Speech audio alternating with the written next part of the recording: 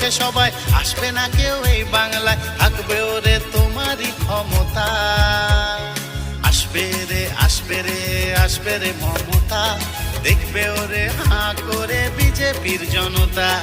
আসবে রে আসবে রে আসবে রে মমতা, দেখবে ওরে হাঁ করে বিজেপির জনতা।